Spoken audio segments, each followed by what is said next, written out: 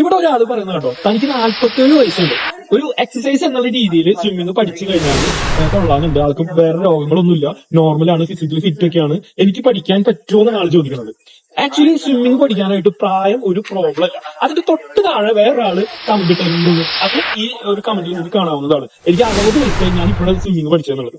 അപ്പൊ പ്രായം എന്നുള്ളത് ഒരു പ്രോബ്ലം അല്ല. കാരണം ഞാനൊരു 72 വയസ്സുള്ള ആൾക്കാരെ സ്വിമ്മിങ് പഠിപ്പിച്ചിട്ടുണ്ട്, അവർ നന്നായിട്ട് സ്വിം ചെയ്തിട്ടുണ്ട്. അപ്പൊ പ്രായം എന്നുള്ളത് സ്വിമ്മിങ് പഠിക്കാനായിട്ട് യാതൊരു പ്രോബ്ലം ഇല്ല. നിങ്ങളുടെ മനസ്സാണ് എനിക്ക് പഠിക്കണം എന്നുള്ള നിങ്ങളുടെ ഒരു തോന്നലാണ്.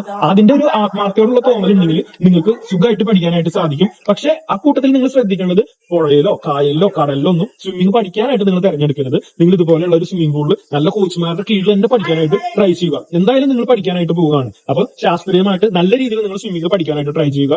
അങ്ങനെ പഠിച്ചു കഴിഞ്ഞാൽ നിങ്ങൾക്ക് ഡെയിലി സ്വിം ചെയ്യാനും പ്രാക്ടീസ് ചെയ്യാനും ഒക്കെ വളരെ എളുപ്പത്തിൽ നിങ്ങൾക്ക് സാധിക്കാവുന്നതാണ്. ഒരു 10 മുതൽ 20 ദിവസം വരെ നിങ്ങളൊന്ന് മാറ്റി വെച്ച് കഴിഞ്ഞാൽ നോർമലി എല്ലാവർക്കും സ്വിമ്മിംഗ് പഠിക്കാവുന്നുള്ളൂ. അപ്പോൾ പ്രായം സ്വിമ്മിങ്ങിന് ബാധകമല്ല എന്നുള്ളത് നിങ്ങൾക്ക് മനസ്സിലായില്ലേ? ഈ വീഡിയോ നിങ്ങൾക്ക് ഇഷ്ടപ്പെട്ടു ജസ്റ്റ് ലൈക്ക് ചെയ്യണം, ഇൻസ്റ്റയിൽ കാണുന്നെങ്കിൽ ഫോളോ ചെയ്യാനും യൂട്യൂബിൽ കാണുന്നെങ്കിൽ സബ്സ്ക്രൈബ് ചെയ്യാനായിട്ട് മറക്കരുത്.